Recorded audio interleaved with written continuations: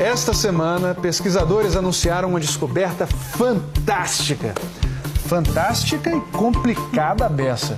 Eles detectaram ondulações no tecido que forma o nosso universo. Esse fenômeno foi previsto pelo alemão Albert Einstein há 100 anos e abre uma nova era para a astronomia. 11 segundos desse som mudaram para sempre a física. O anúncio foi feito quinta-feira passada. Ladies and gentlemen. Senhoras e senhores, detectamos ondas gravitacionais. Gravitational waves. Ouvir esse barulho, segundo os cientistas, é um feito tão importante quanto o dia em que Galileu Galilei apontou um telescópio para o céu e descobriu o que existia além do nosso mundo.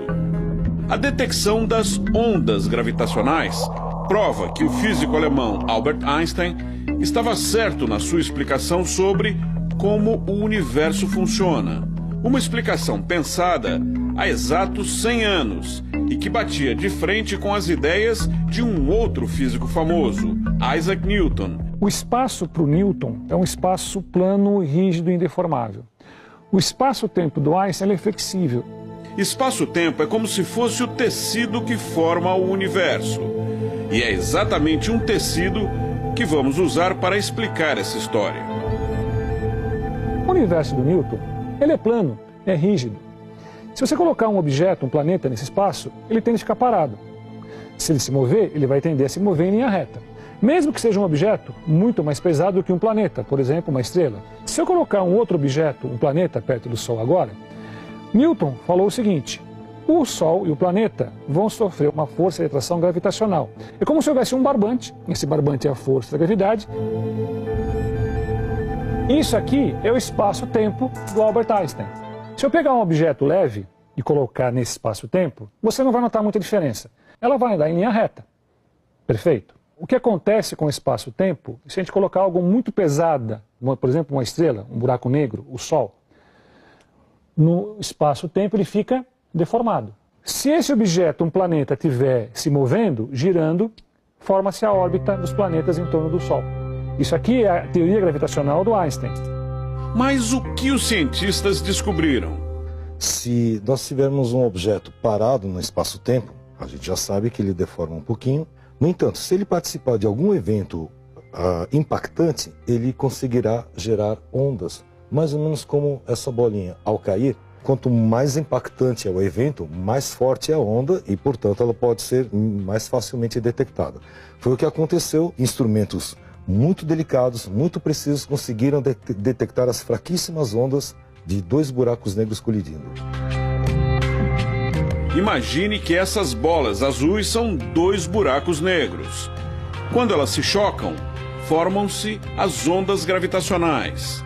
No mundo real, essas ondas foram detectadas nesse observatório, nos Estados Unidos. Esse túnel de concreto pode parecer comum, mas ele é bem feito até demais. É absolutamente reto, não tem a menor variação e foi construído nesse lugar isolado, na costa oeste dos Estados Unidos, distante de tudo que pode produzir ruído ou vibração. Dentro do túnel há um tubo longo de 4 quilômetros de extensão. Na base, o tubo é conectado com um outro, idêntico, que sai daquela direção. Os dois tubos formam um ângulo reto, assim. Esse túnel, que parece comum por fora, é o que protege o instrumento de medição mais preciso que o ser humano já construiu. O cientista-chefe Michael Landry nos leva para ver o LIGO, a sigla em inglês para Observatório de Ondas Gravitacionais por Interferometria Laser. Temos que cobrir os sapatos e o cabelo para não deixar partículas no ar. O funcionamento do LIGO não é complicado.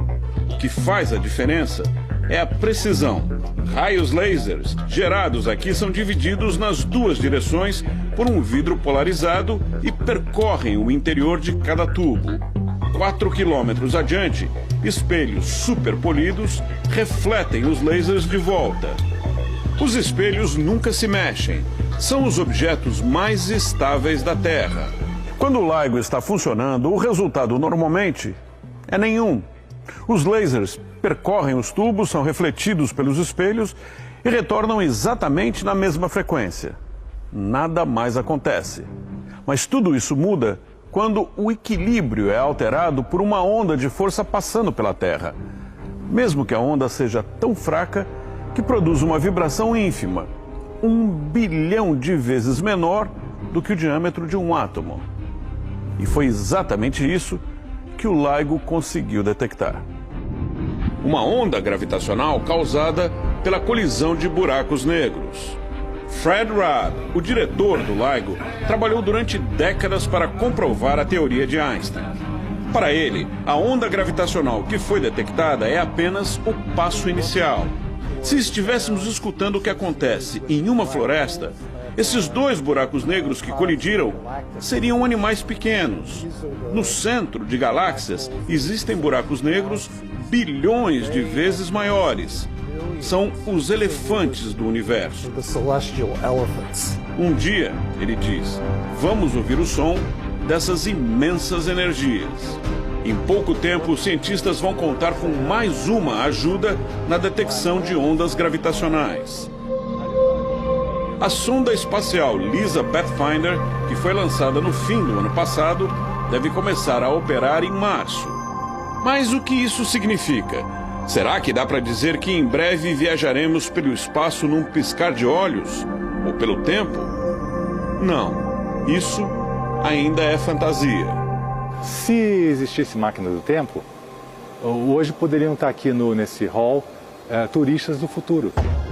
O físico Odílio Aguiar, que participou do projeto ao lado de outros 6 brasileiros, explica.